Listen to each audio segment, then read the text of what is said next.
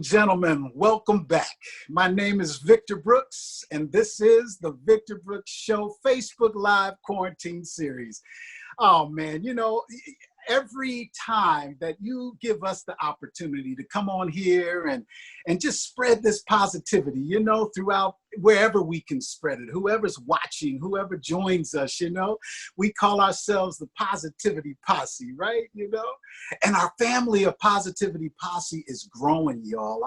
It's amazing how this positive energy is touching people all over the world. Another magic of social media, you know, that we're all learning a whole lot more about over this, you know, over time. And our guest today and I were laughing earlier about how much of a dinosaur we are in a lot of this media way, but that's why I give so much respect to our co-producer, Wendy Vaughn, who joins us every time and makes sure that technical thing is the way it needs to be to bring it out to you, you know? Also, our other co-producers, Christopher Brooks, my brother, and our sister, Julie McKnight. All four of us are just we're so honored to be able to come share time with you every Saturday and Sunday at 1 o'clock. Or 3 o'clock, depending if we have double bookings those particular days. But you can definitely sure enough count on us at 1 o'clock in the afternoon Pacific Coast time, you know. As I always say, y'all, we're just here, not trying to ignore and not be real about the negativity that's all around us in this world right now. You know, it's not just one of us, it's not just some of us, but it's all of us, you know. It's taking us through some crazy changes, you know, and it's no way to ignore the negativity, but it's also, we can't ignore the positivity in every day we have. Every 24 hours that we're blessed to get up in the morning, I like to spend my first time in the morning. As soon as I open my eyes, I thank God for that. As soon as I just put my foot down on the floor, I thank him for that too. You know, all the blessings seen and unseen. And, you know, I can't preach to nobody. I'm just giving you my thing, you know, and I hope it's something that you can understand. But we're positive every single day, y'all. And I always love to give the shout outs to with the people that are trying to make life so comfortable for us during these two viruses that we have out here.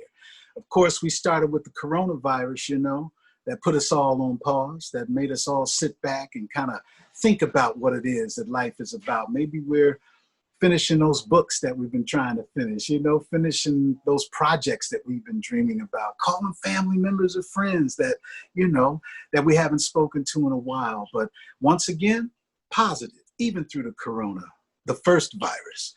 Next virus that we all been dealing with generationally is this virus of racism. Undeniable. It's been with us from the get-go, especially in the US of A. But even through that, we still want to keep our positivity. And my positivity right now is, and has been through this thing, is our young people out there protesting. Give us your anger. Tell us what's on your mind. Let us know what's on your heart, young people, especially you young artists. Write those songs like Nina Simone did, you know? Give those poems like Nikki Giovanni did. Give us the playwrights like Richard Wright and so many others through history. Express yourself like Charles Wright and 103rd Street Band told us, you know, give us what's on your mind. And us in my generation and older, hey, y'all, we got to keep the gate open. Our young people got to know they can come talk to us about whatever it is that's on their mind, because they're going to talk to somebody, you know? And much respect to you all. Much respect to the emergency response, medical people, the doctors, the nurses, the hospital cleaning staffs. Come on, y'all. Everybody that's trying to do their part to make it all make sense. Fire department, you know, sanitation people, the market workers, the truck drivers, you know, the teachers who are still teaching, you know, the students, even though they were teaching them online, they were still teaching our babies, you know. Thank all of y'all. And today, which, you know, you see the smile on my face, y'all, every day, every time I come to you, because not only do I thank all of my positivity posse who joins us, but I thank each and every one of these people, these masters of their craft who come on and spend the time to talk to us, you know, to share their journey of what their life is all about, their ups, their downs, their crazy turnarounds, you know. But we hope that through these stories we bring to you and we present y'all that it's a thread of positivity that you can catch, you can pull from, that takes you through your day, that adds something to your life, you know? As we remember when Bill Duke gave his story, you know, and Clifton Davis gave his story, and some names that you may have just been introduced to when they spent their time and gave their stories. Yeah, it was full of not just the glitz and the glamour, but it was full of thoughts of suicide. It was filled with trying to get over substance abuse, you know, family details. But in the end, they gave their positive message, y'all. And the DMs that I'm getting from so many Positivity Posse people around the world is that you felt it. You know, I'm turning on my watch party right now because, you know, I want to hear while this story is being told today. I want to hear and see your comments, and that I know you're lining up to give. And there we go. I just started mine. Start yours. Because today I have a very, very, I'm not even going to say close friend because I can't. This is my brother, y'all. This is my brother from another mother, not just mine, but my brother Chris, my sister Julie, another son to my parents, another grandson to my grandparents when they were alive. You know, this is to my wife Cheryl, this is a man who since 1986 has been an integral part of the Brooks family journey, especially here through Hollywood and vice versa. Let me read a little something here for you. You know I got to give my bios every opening, y'all. Meet legendary hair guru Charles McCoy, best known in Hollywood as Mr. Charles. His list of celebrity clients reads like a who's who of the entertainment industry. And he has maintained his status as a top hair expert for more than 4 decades.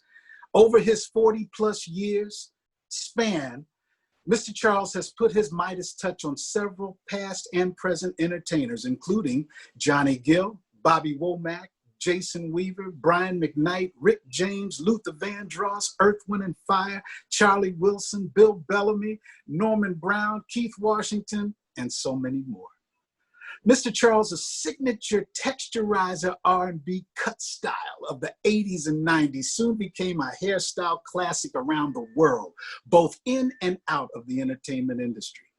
His work has been seen throughout fashion magazines, music videos, album covers, and he is in high demand at video shoots and award shows such as the Oscars, the Emmys, the Grammys, Image Awards, Soul Train Awards. As a kid, this master Sizzor Wizard learned the ropes from watching his esteemed mother, a true Chicago socialite who owned one of the most respected hair salons in Chicago, and who also studied under the one and only Madam C.J. Walker. Come on, y'all, what a lineage is that? Mr. Charles grew up in an upper middle class environment. His mother and father were Black business owners in Chicago, as well as local movers and shakers. Mr. Charles and his family eventually moved to Los Angeles, where they set up a number of successful hair salons, which immediately attracted a number of celebrities and notable clients. Mr. Charles also served our country in the United States Coast Guard and has also developed his own line of hair products. Charles takes pride in his grandchildren that carry that smooth, good-looking McCoy trademark. In 2019, Mr. Charles was unexpectedly hospitalized, undergoing several extensive surgeries, at which during those procedures, he flatlined 4 times. Doctors, myself, and so many others called Charles a walking miracle. Mr. Charles's personal life journey has been full of ups and downs, crazy turnarounds, but most of all, game changes. Today, he is busy working on a captivating book that will display his life's journey, as well as describe his incredible experience with life and death, detailing what he saw and what he felt during his flat lives. The Chicago native is also creating a brand new social media platform which will feature his hair techniques and spotlight some of his celebrity clients. Mr. Charles continues to inspire and guide young people who have dreams to follow a career in Hollywood. He kept his mother's legacy alive, yes he did, by carrying the family torch, upholding the McCoy name as one of the greatest of all time in this industry. And Charles, when he reflects on his life journey, he makes one thing clear. He's thankful to still be alive. And when it comes to the journey of Charles McCoy, y'all, take it from me, and you'll hear the best is yet to come. Ladies and gentlemen, please welcome to the show my brother from another mother, Mr. Charles McCoy. Charles, are you on camera, brother? Yes, I am. Oh, man, Charles, you know, thank you for joining us, man. Man, it's my pleasure, man. Yes. I'm still from the surgery, you know, from my accident. Yeah. We'll get it out. Oh, we'll get it out, man. You know, and I have to give a special shout out to brother Craig Monroe for that incredible commercial that y'all sent us, man. Put it together, man. Man, you know, and that was in classic, pure 100% Charles McCoy style. We had another person, Rachel, she helped us out with it too. And right, she was real cool with me. Yeah. So it was a nice little crew going, you know. Thank you, Rachel. Yeah. Oh, Rachel, thank you so much too, girl. And no, don't worry about the sound, brother. We can hear you just fine. We can hear you, man. Yeah. You know what, Charles? Let's start out in Chicago, one of my favorite places on earth, brother. I mean, I got family, friends, family, a lot of great memories over there at 39th and Cottage Grove and all through Chicago growing up from Memphis, man. What was Chicago like? What does Chicago mean to you, brother? Chicago, man, is my home. Everything. That's where I learned everything, you know. That's where it all started, man. Just seeing my parents actually with what they was doing in life and the way that they lived and what they had. It just made you want that, you know. Yeah. And it just made me strive to always want to have something and never be broke. I never wanted to be broke. I always had money, so I like money. Right on. Hey, man, let me tell you something. Talk to me, Charles. I always want to have some money, man. So I'm going to get out here and do what I got to do. And that's, you know, man, Chicago was everything. And back then, man, it was so much fun. We could go out and every day, man, have a good time. We didn't have to worry about no one shooting and killing us. We could do, we're talking about as kids growing up. Yeah. Fun Town, Riverview, ride our bikes, you know. And it was a whole different world. And now, we're going to get to now, but it was beautiful. I got you, brother. So growing up in Chicago, man, tell me about that. I mean, come on, man, your whole family, right? I mean, your mom and your dad specifically. Right. What was life like growing up in the McCoy household, man? Well, the McCoy household, you know, when you look back on this, you know, at one time you might say, well, man, so-and-so, I don't like this and I don't like that. But when you really look at it, you're really blessed to have a good time in the things that we did in the McCoy house. Okay. And I was a bad one, so as you know, yeah, me all right. I got you. But it was okay. But still, I still had my own fun because I know how to get around them, you know. I got you. I always had a ball, man, but, you know, we had one bathroom. Okay. You go there and run daddy's water. He was first, and, you know, he liked it hot. And then the next person, I was the last one because I was the youngest. See, I got a sister, Barbara, just told me not too long ago, maybe a couple of years ago. And now I understand what she was saying because she was telling me, we was taking a picture. My mother, my mother, my brothers, and her and myself. And we were taking pictures. And I wanted to get in the picture next to mama, right? Because I'm mama's baby, right? No. This is the chain of command. I was like, right. I got you. It made me understand, especially now that I have children and what have you, and more into my grandkids and everything else. It's a chain of command in the family. You have to go through the chain of command from the time that we coming up. I don't know how they're doing it now, but it's a chain of command in this thing here. And you have to respect that. And I respect that from my brothers and sisters now, even more so now than I did before. Right, I'm out of sight, brother. And the fact that your mom was a student of the legendary Madam C.J. Walker, man. Yeah. What a history is that? It's a great history. Then I have another sister, Lolita. She went to school under Madam C.J. Walker 2 years later. Wow. So my family is a lot of hairstylists in my family. Yeah. My sisters was, my nieces, they were both bad. Tanya and Tina, they was good. I got a daughter right now that's in it real big right now, Lakeisha. Yeah, hey sis. Yeah. Oh, she bad, man, she bad. And she's in Vegas, right over in Eastern. And I'm putting it on your show and everything, but yeah, man, every heck of a hairstylist, man, you know? Yeah. It's in our blood. This is what we do. That's the thing, just in your blood. And it's, I mean, when we get to the part where the because we're still talking about Charles McCoy right now, but when we get to the story of Mr. Charles, we'll see how that all played in, man. That foundation that was laid in what you just told us, you know. Right. Okay.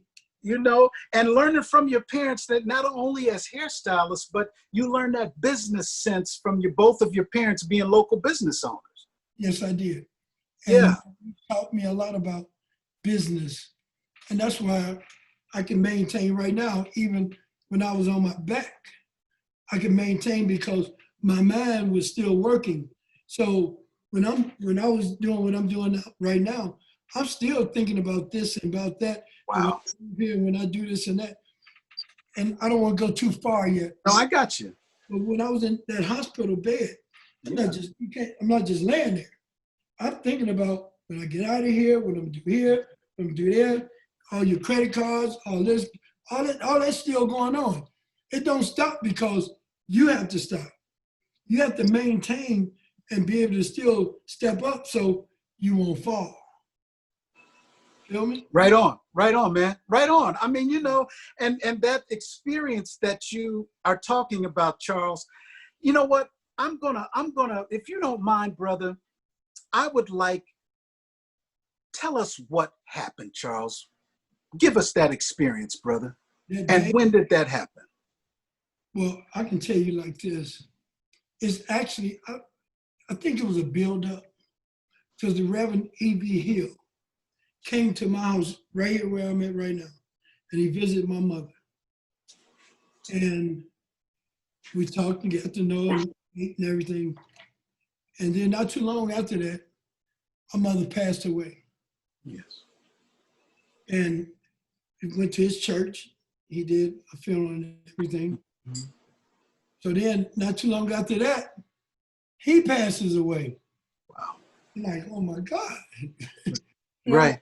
People like, you know, yeah. Fall apart. So his wife calls me up. I'm in Vegas.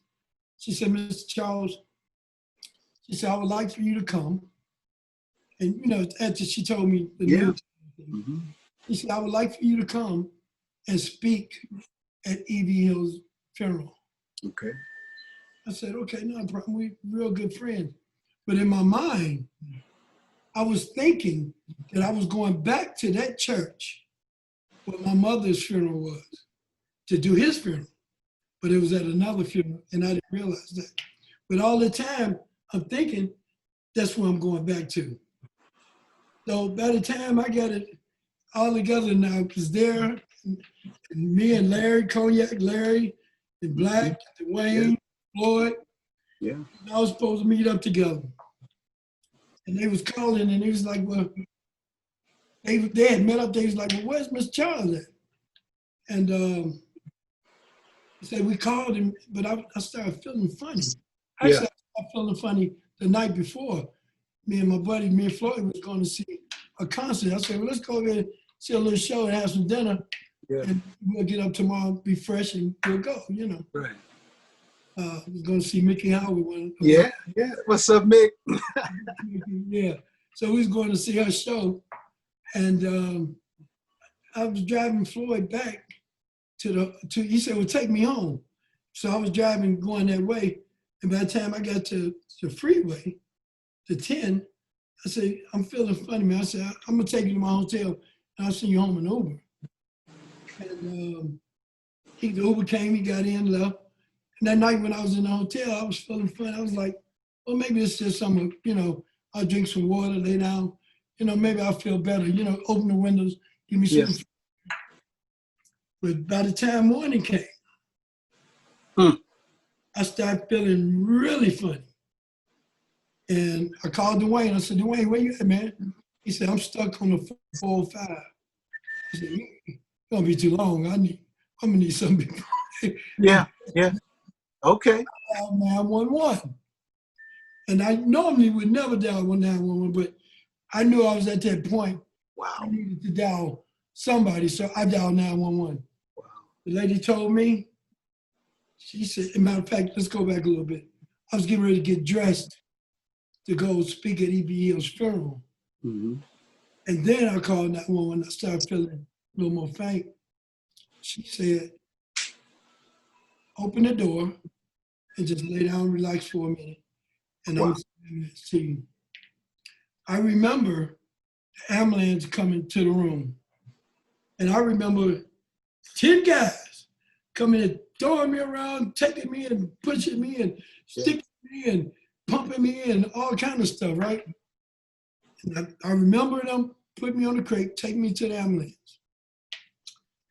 And I remember getting in the ambulance. And I remember they pushed me up in there and everything. And then I heard him say it, he said something, but he put this on my arm. Boom! It's like a bomb hit me or something. Okay. I mean, Yeah. Wow. nothing. I see number 622 up there. After that, I don't remember anything else until maybe a week later. I don't remember the emergency room. Yeah. I don't remember talking to nobody. I don't remember seeing nobody. I don't remember seeing nothing. When I woke up, I think there's a lot of machines in there. You know that. You see, there's machines everywhere. And they was telling you guys what was going on. So that's right. You know better than I know. Gotcha. But it was a hell of an experience, man. Charles. Wow, brother. Charles, my mind is going back to when baby girl gave us that message, your daughter. Yeah. And I remember it hitting my wife and I like a ton of bricks. Yeah. And we immediately made a beeline, of course, straight to the hospital. But wow, Charles, and I know you're writing your book, and I don't want to give a lot away about your book and what the details are. But when you did come into, and I remember standing by your side at the hospital, brother. Yeah. And I can't explain the amount of emotions that were going through me seeing my brother, But one thing I do remember, Charles, was that it was a feeling that when I was looking at you of that natural fight that Charles McCoy has. Do you remember any of that during your time out and the flatlining 4 times in an operation? Oh my goodness, man. Yeah, I remember a lot of it. Okay. And the fight was the devil. Wow. And wow. I don't mean to. No. I got you, brother. I got you. Yeah. But it's kind of funny, But this cat kept pulling me. And I kept, really? Let me go, man. I'm really. Wow. And he was there. And he kept pulling me. And I said, look, man, leave me alone. I said, I don't have nothing to do with you. Yeah. He looked like he just sat over in the chair. He said, I'm going to wait for you. I said, well, you're going to be waiting. We're going to be waiting. Yeah. Right. He pull you down these doors. And it was brother. Man, every time I would close my eyes, he would appear again. Every time through the daytime, I would be up in the heavens. Mm-hmm. Now, you know what, man? Charles, brother, I cannot wait to read this book, number 1. And number 2, I know we have so many people in the Positivity Posse from different faiths, different walks of life, different spiritual journeys. And when you hear a story like yours, Charles, what it does, I know for so many of us, there's an inspiration there that carries us through. And when we read the details, when your book is finished, Charles, I have no doubt, man, that this is going to be a testimony to so many. It's going to be an affirmation to so many. And, you know, no one can judge, you know, what, and I see one of the comments that are coming through now about hearing your story, and you'll see the comments once it's finished, man. Already so many people are being touched just by what you said now about, you know, your strong mental fight during this time. Another comments about, you know, how God never left your side during this fight. And Charles, thank you for even just giving us that bit of what you just gave us right now, man. Because it also gives, Charles, brother, it also gives a realness to the Charles McCoy that I and my family met in 1986. Oh, wait. Okay, because by this time, it was Mr. Charles to so many, all right, especially here in Hollywood, right? And I know we jumped forward to this life-changing event of yours that we just talked about, but brother, I want to go to 1986. Why did you come to LA, period? Why? First of all, I came to LA to take care of my dad. Okay. I came to take care of my father. He was sick. He's passing away. I stayed in the house with him for a year. Okay. Actually, in 86, because I stayed in the house with him for a whole year, taking care of him for a whole year. And then when he passed away, yeah, my mother said, well, what you gonna do now? Yeah. Well, I don't know yet. Yeah. I said, I don't know yet. I can't be the guy in Chicago I was. So I got to find something to do here now. Right, right. I got a couple of jobs. I kept getting fired. Checks wasn't big enough. Okay. What am I going to do? I'm fired over here. You know? There you go. There you go. He said, why don't you try to go to beauty college? I had been around it all my life anyway. Mm-hmm. I said, Mom, I don't play with no dolls no more, you know, and do the hair and all. I said, I don't. Okay. He said, you're going to do something. Yeah, you're going to do something. I said, you think of it, I only went to sophomore year in school. I had a kid at 17 years old. I was a baby myself. But back then, you couldn't just have a kid, nothing to do, no job. So either they aborted the child or you had to get a job and do what you had to do. So Gotcha. I got the job. Yeah. So went to beauty college and I was telling the instructors, you know, this and that. And my main instructor, Mr. Tubbs, came to me one day. He said, man, this is in you. Okay. I said, yeah. He said, I want you to be successful. I want you to take this serious. And I want you to do what you got. That's what I don't feel like doing no more. Right. He said, Charles, go over there and do that doll's hair. Okay. He looked at me. I said, okay, Mr. Tubbs, I'm going to go there and do the doll's hair. So, and that, after a few days, a week, 2 weeks, whatever, because I was getting into it now. Yeah. See, a lot of people don't understand when you have a talk. See, like social media, a lot of people text, you don't get nothing from that. You got to have a conversation. There you go. Text, I found out in texting, a lot of stuff get twisted around and you can't really feel what somebody's saying to you. You want to know something from me, come talk to me. I'll tell you. So no more texting. But anyway, I started doing better and better and better. Started getting it more and more and more. And I started getting clients coming in. Wow. I became the president of the class at the school. Go ahead. The rest was history. There you go. There you go. Yeah. Graduation party at that school. I said, because you know I love party. Wait a minute. You were the first one to have an actual graduation party at the school. A party? Yeah. No. I got you. I got you. Go to a party. And it was on the credit. But So, you know what, Charles? That's where it started, man, because I can remember this, and we talked to mom and dad and got the detail of how we all, connected during that time. So after you graduated, now Charles McCoy, it's lights, camera, action now. It's on and popping. You're in Hollywood. yes. You're ready to I move. Hollywood Boulevard. I was in school on Hollywood Boulevard. Yeah. Yeah, and I mean, just from school into your professional career now, Yes. it's all here, LA, Hollywood, the scene, right? So when was Mr. Charles created? Mr. Charles was created right after beauty college because I needed some dough, man. I got you. I got you, brother. Right. And I was out to the races. So I didn't want to go far from the school because I had got clients in the school when I was doing hair. Yeah. So I didn't want to go far, so I went down the street. Yeah.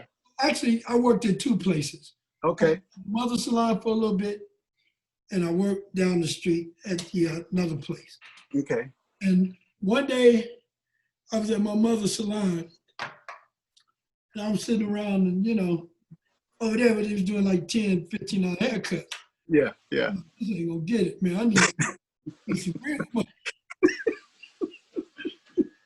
I told Mom, I said, Mom, I quit. You ready to go to Hollywood? Yeah. Like, you don't know nobody in Hollywood. I said, I know a lot of people in Hollywood, Mama. That's what's calling me. So that's where I'm gonna go. And I went to Hollywood. I went to the salon, and the only salon was there. Like you go down Hollywood Boulevard, right? Mm-hmm. The salon was in the back, in one of those places that you walk in, shop and stuff. But the salon was in the back. Hollywood Boulevard was in the front. So now I gotta figure out how to get people from the front to the back. So I took me a chair, tall chair, went and sat on Hollywood Boulevard, right in our gateway right there. They got me some flyers. I was Hollywood, haircuts, perms, red lights. Man, I got something for you. I know what you need. Come on, brother, let me take you back here and show you the salon and stuff. Next thing you know, they in my chair. Check it out. So they had a music school right there around the corner, MCI, I think it is, Music Academy School. And I met a couple of guys. One was Norman Brown. Right. And the other guy was Fred Dinkins. He's a drummer. He's one that's writing my book right now. Yeah. So Norman and them was like some of the first cats, and Charles, Charles Brim and all of them, they came. And they wasn't stars yet. They became stars later, but I was the one that gave them their look to get out and do their thing. Because everybody had to have a look, Exactly. Well, you know what, Charles, speaking of that look, let's go into that whole thing, man. When you look back on my memory and so many others and others of your fans who knew when you were going to do the show today, our minds went back and the story started flowing, man, about, that whole look of R&B of the late 80s and definitely in the 90s, man. Right. We remember when so many of us were talking about when Cedric the Entertainer had in his stand-up where there was a period where Luther Vandross, it looked like it looked as though he didn't really know which way the hair was going, right? But after he met Mr. Charles and your journey began, it was during that time where most of the videos we saw from, like you mentioned, Johnny Gill and Brian McKnight and so many others of that R&B scene, man, that Mr. Charles hairstyle, when you saw your style everywhere, Charles, tell me what that felt like, man. Wow. It felt amazing. Gotcha. Because you have to understand, I had all three balladeers at the same time. I had Johnny Vandross and Brian McKnight all at the same time. So I remember one time with Johnny, I think I was working with Johnny, and Luther called him and said, well, I need him over here, I'm shooting a video too. I'm running back and forth doing these cats, back and forth. And Johnny was like, well, you my hairstyle. I said, I am, boss. So that's my man. You know Johnny, my man. Oh man, good brother, good My brother. boy there, man. I love that cat. But it was fun because you figure I'm on tour with these people.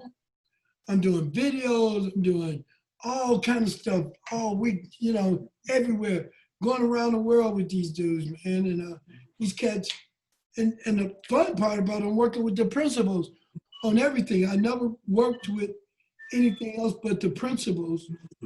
The people, you know, that get hairstyles, they work on the shows. I never done that. Right. I always worked with the guys that was the principal of the shows with them. And they were very kind. Yeah. They were very nice. Got you right. Well, you know what? That's not a bad arena to keep that that arena to go, because it wasn't just the three. I remember, Charles, and I'm going a lot from my personal thing, you know. And then conversations with other of our people, you know, and preparing for this. The memories we have, Charles, are just so full of love, happiness, togetherness, familyhood. And I'm talking about in the shop as well. You know, when we see movies like Barbershop and even Beauty Shop, to us, there's an essence of that. But a lot of us, especially in the late 80s and 90s, when we knew we were going to Charles's shop or the shop that you were in at that particular time, we knew there was going to be not just hair getting right, but there was going to be like a feeling of, hey, what's happening? Y'all haven't seen you in a minute. There's going to be a coming together. You never knew who you were going to see in there, from celebrities to just our own everyday people that became family of this gathering around Charles. And the parties that you threw at the hair salons, you know, were more like family get-togethers, you know? I mean, and the fact that we never had to pay for any food. There was anything you wanted to eat, any music that was there, whether it was live or coming over the speaker. You remember those days. Everything was free. But you know what's so much fun about it, man? All those people that you're talking about are basically clients. Yeah. And they're not just me. Before, like on Sunset and Fuller, I was with the Dream Team. I was with JT, Ramon, Debbie T. Come on. C. I got to say that again. Sister Debbie T, JT, you know. Come on, man. Yeah, good times, man. Babby did the nails. Yeah, good times. Yeah, we had a wonderful time. And still family to this day, man, you know. That's right. One day, me and JT come in at 10 o'clock, 9 o'clock in the morning. Sometimes he'd be there for me. We don't finish till 2 or 3 o'clock in the morning. And we back there at 8, 9, 10 o'clock, well, I'm on 12 o'clock in the morning. And this is all day for years, every day, man. It was, and all these different people, each day the energy had to still be there. Yeah. You know, to keep that going, man, because all those people that you seen, and you know it, you be in a salon, be movie stars in there, everybody, working people, pastors, the police was in there, everybody in there mingling together. That's right. That's right. Over there, meet Luther. So you know, and that was a place that everybody could come. You had drinks, you had food, you had anything you wanted. Right. And you just enjoyed your day. People would come there before they would go out.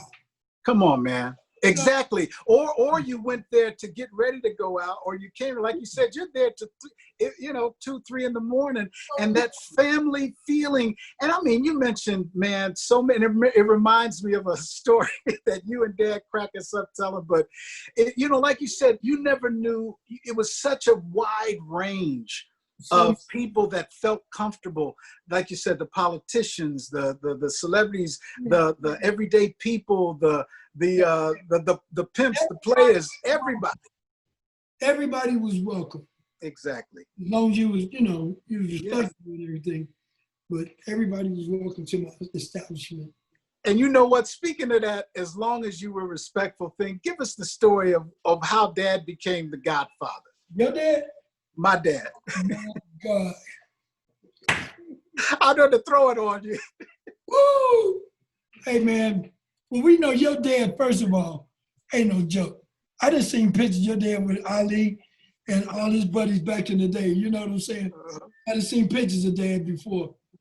And I was sitting there, and I'm like draping Dad up and getting him ready. And you had these guys in the back of the shop. They back there doing their thing, you know. A lot of them was PIs. You know, they talking their stuff. Yeah, man. Okay. But your mother was sitting over on the couch. And I'm steady coming Dad's head. And I'm like, Dad, what's happening? I'm talking to him. But he's not really saying anything back. And looking around, you know, I spin you around. Remember I spin you around, look at you. I said, well, what's wrong, Dad? He said, my wife is in here. Take the cape off me. I said, where you going? Back was talking about bees and all that, talking the street life. He got up, went back there. I said, man, let me get my gun. Let me go right here and make sure Dad okay. He just got up. He put his finger in their face and said, let me tell y'all something. My wife is in here. And we don't have that kind of language here around my wife. And I mean it. And some more stuff. You know what I'm saying? But they left the salon. He told him, my wife is in here. Wow. And he did his thing, man. Wow. Wow. I said, the Godfather. Godfather has arrived. Hey. Oh man, Charles, we were dying laughing the other night talking about that, brother. Because as you know, his Snooki, you know, his wife, his Snooki, man, that's his queen, you know? How you doing? Because a matter of fact, Mom, you doing Mom is the reason how we all connected. He walked into the salon one day. Nice lady, you know. I'm like, okay, you know. Yeah. I miss her. How are you? She's a square, you know. Yeah, I got you. You know, like, I got you. I said, hi, ma'am. How are you? You know, Miss Charles and so-and-so. She said, well, I wanted to get my hair done. I was like, okay, well, who told you about this place, you know? Yeah. Because she's a nice lady, you know. Yeah, yeah. How did you end up here, above all places? Yeah, how'd you get it? And she sat down and she started doing her work. I said, well, what you doing? She said, I'm a producer of the TV show Amen. But working with the producer, yeah. Working with the producer, I can't. Yeah. She was on that show working with Amen.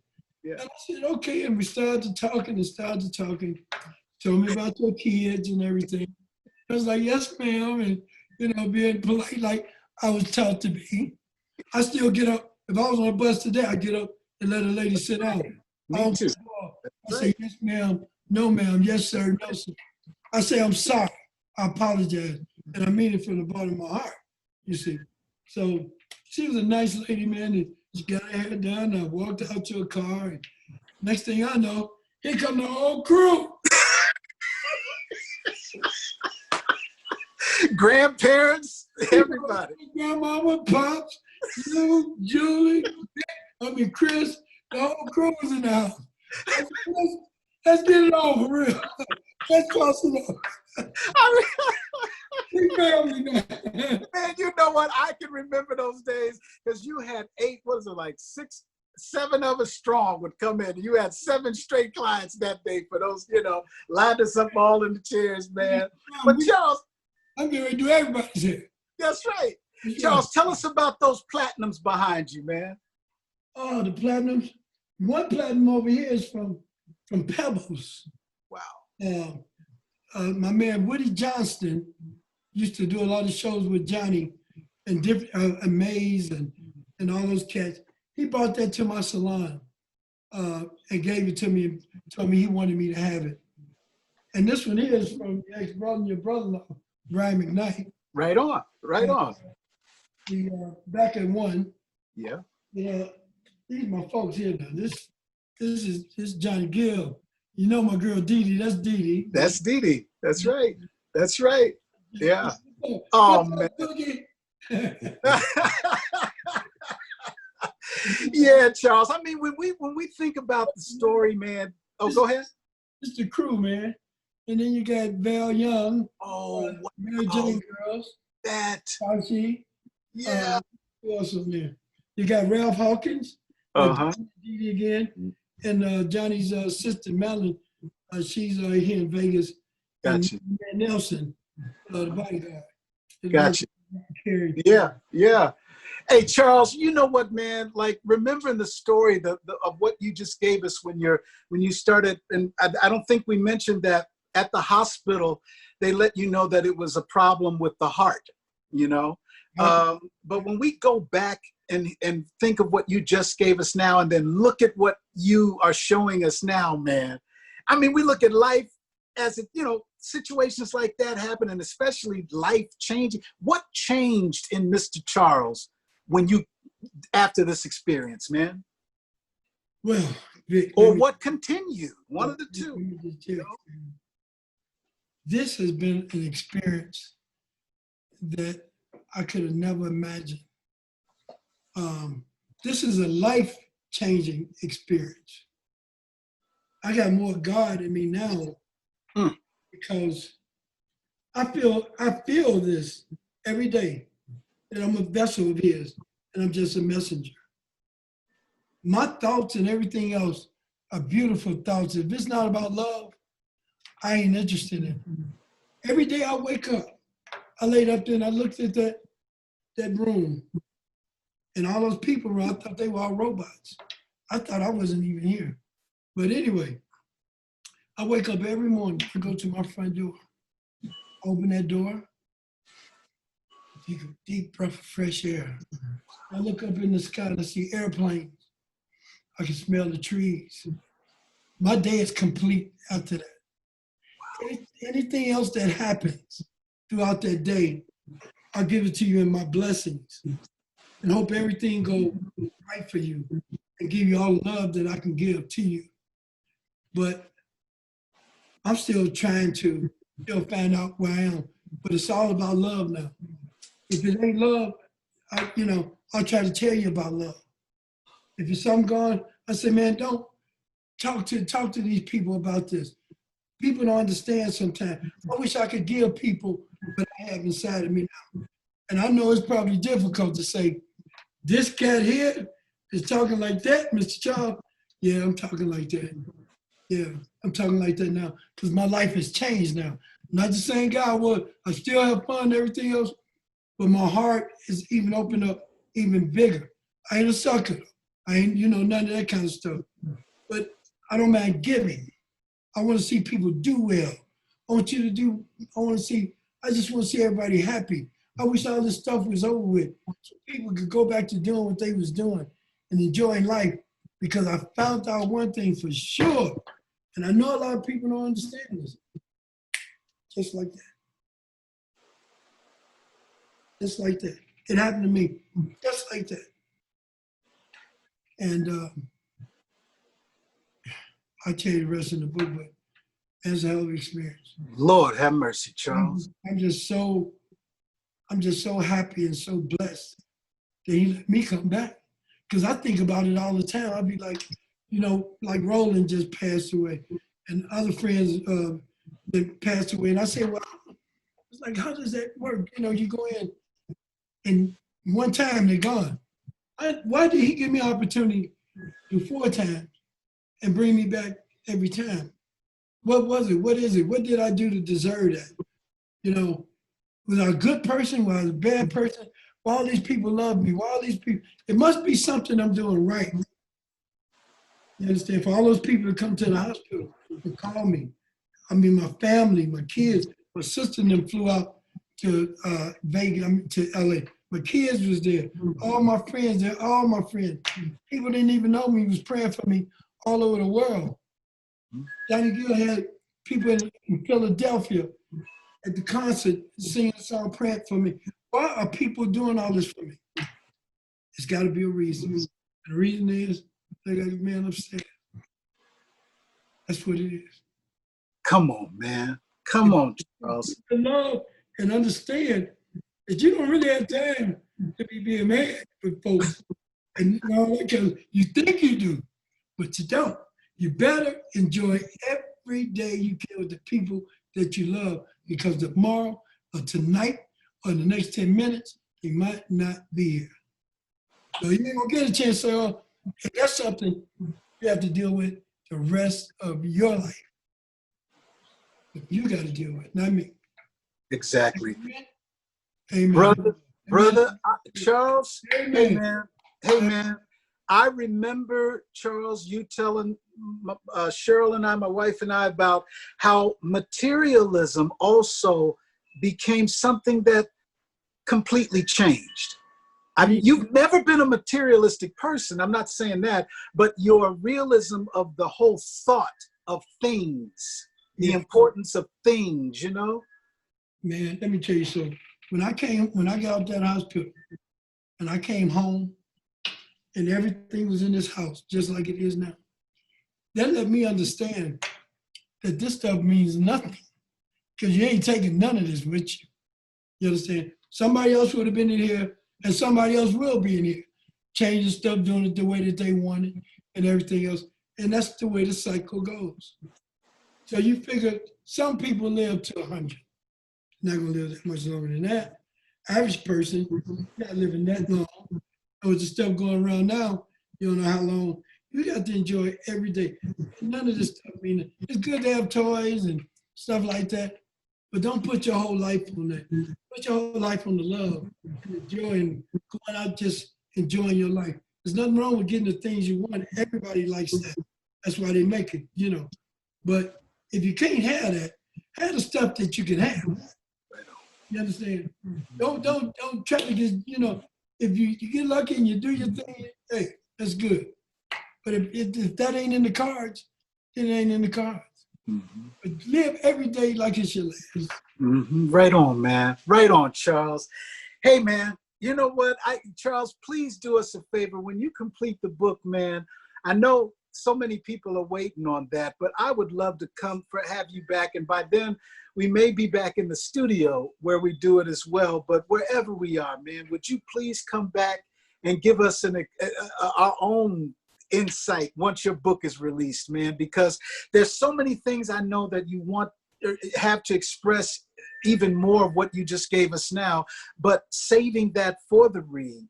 But man, Charles, tell us, you just gave us your personal heart experiences, man, from your life's journey, brother, that pulled you into a sense of a reality that works for Charles, and you passed it on to us now. What would you sum up before this is all over, man, about what is your positivity, Charles? Your positivity. Because when Bill Duke came on, he gave his one liner or whatever. Everybody that comes on, I just ask them, what is your positivity, brother, that you would want to leave us with? Happiness, love, understanding, forgiveness, kindness, caring. That's what I want to leave you with. And if you have those things, I don't care what another person does. I'm going to come to you, and I'm going to keep coming to you until you open up one day. I'm going to talk to you. I'm going to call you. I'm going to do whatever. You can avoid me or whatever. I'm going to call because that's what I'm supposed to do. You understand? I'm in this family. That's my job. I look at it. Some people say, oh, well, you do it. No. That's my job. And I'm going to keep knocking on that door until you open it. I don't shy away from anything or anybody. I'm going to talk to you. I'm going to call you. And I'm going to love you. You understand? Those are things that people have to have, man, to make a beautiful day every day. Every day for me is a beautiful day. Brother, you know what? That ain't nothing but the truth firsthand, man, because Charles, as I keep going back to where mom and dad and Chris, even the times when we're just together, that what you just gave us, Charles, that's the Charles we love. That's the Charles we've always known.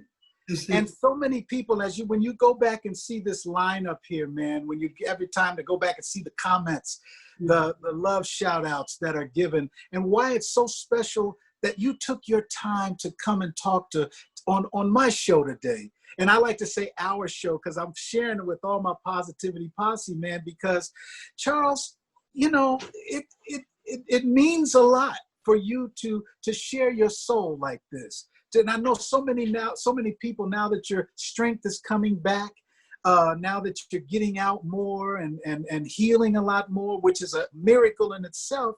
The fact that you took the time to come here, man, and share this time with us, brother, we all thank you, man. We learned today. We felt today. We were given a sense of positivity, man, that's I know is going to carry all of us so much further in our daily journey, man. Charles McCoy, I love you, brother. Can I say one more thing? You say whatever you want, man. I want to say hello to my sisters, Lolita, Diane, Denise, Barbara, my brother-in-law, Big Tommy, Big T, Big Tommy. You know I got to give a shout out to my man, John Gill, because that's my boy. And Kim and Candy, they're going to be coming on your show pretty soon.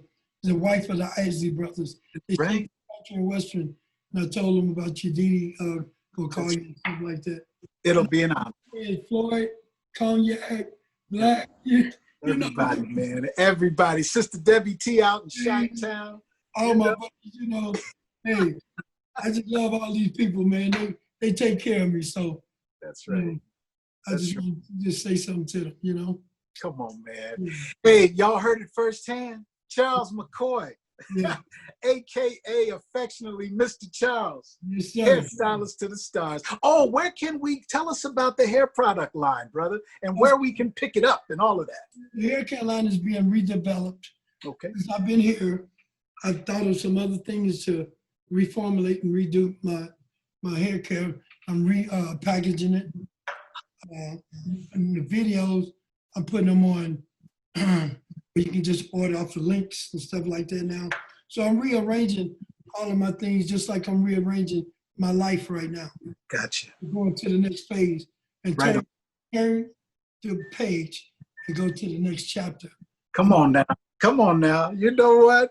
And Charles, man, I know I want to give your throat a rest because I know you're doing some therapy with that. But I thank you again. I'm not going to hold you too much longer, brother.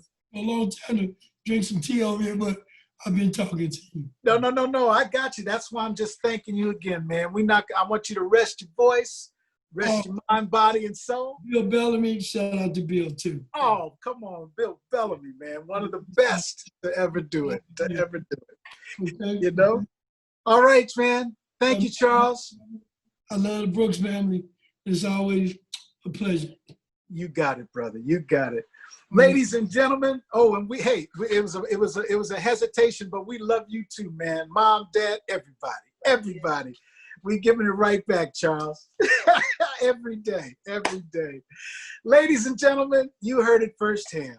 The gentleman that was just on screen with us just now, Mr. Charles McCoy, affectionately known as Mr.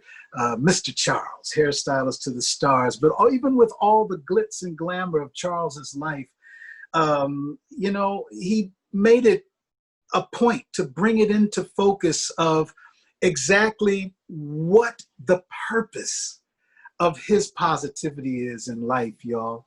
No matter who you are, no matter where you're from, no matter lots of money, no money, taking a bus, driving a car, whatever.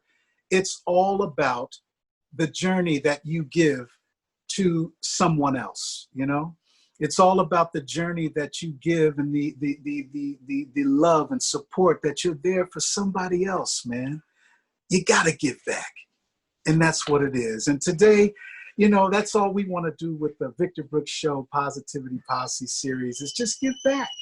We just want to bring these stories that the people come in and join us to talk about, to share insight of their life and what it is that gives them a positivity every day.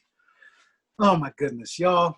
Thank you once again for joining us. And we have an incredible lineup for next week. And for the next 3 Saturdays and Sundays of this month, we're coming at you back to back with some more amazing people, amazing stories, and more positivity. Every Saturday and Sunday at 1 o'clock or 3 o'clock, but definitely 1 o'clock. Follow us on YouTube. Follow the Victor Brooks Show. Go to the YouTube channel, subscribe, press those, you know, the episodes that you like, and we hope you like them all. But if you don't, just hit the ones that you do like, you know, give us that love, y'all, because that just helps us share that positivity around the world. Also, follow us here, of course, on Facebook and Instagram. We are at The Victor Brooks Show. On Twitter, at The Victor Brooks. And all of you audio heads that like to just put the earphones in or play it while you're riding, not really into the video, check out our our audio episodes on all of your major formats for audio: iHeartRadio, Spotify, SoundCloud, Amazon, on and on, Google Podcast. It's a blessing to be able to bring that to you as well on the audio episodes. So we'll see you next time, y'all. And until then, like I always like to say, come get some of this positivity on you, y'all. Take a shower in it. Take a bath in it. Scuba dive in it. Hey, skinny dip in it. Whatever you need to do, just drench in that positivity, y'all. And when you come out of it, sprinkle it on somebody else, because that's what it's all about, y'all. I love you. And I'm saying that from the bottom of my heart. Thank you again, and we'll see you next time on The Victor Brooks Show.